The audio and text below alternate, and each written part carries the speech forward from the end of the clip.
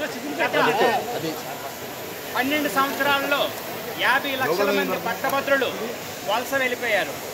అలాగే మన ఉత్తరాంధ్ర ప్రాంతం నుంచి కూడా దాదాపుగా 30 లక్షల మంది ప్రజలు వలస వెళ్ళిపోయారు. ఎందుకు వలస వెళ్ళిపోయారంటే జీవనోపాధి లేకపోవడం వల్ల వలస వెళ్ళిపోయారు. వలస వెళ్ళిపోయిన తర్వాత వాళ్ళ బతుకులు ఏమైనా బాగున్నాయంటే ఏమీ బాగుపడడం లేదు.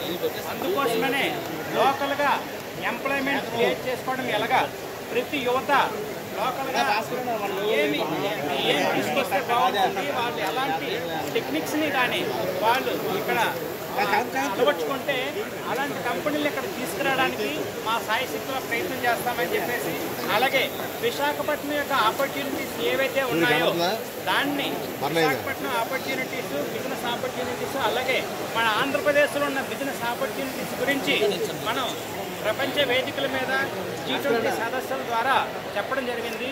G20 ప్రెసిడెన్షియల్ ఇయర్ 2023 ఆ ప్రెసిడెన్షియల్ ఇయర్ని మనం జాగ్రత్తగా యూటిలైజ్ చేసుకొని మన విశాఖపట్నం గురించి అలాగే మన ఆంధ్రప్రదేశ్ గురించి చెప్పడం జరిగింది. ఇంతవరకు ఈ యువశక్తి సదస్సులు అలాగే రైతు సదస్సులు ఒక ఐదు యువశక్తి సదస్సులు చేశాం, అలాగే ఒక 5 రైతు సదస్సులు చేశాం, ఇంకొక 5 సామాజిక సదస్సుల ద్వారా ఒక 50 లక్షల మందికి రీచ్ అయ్యాం.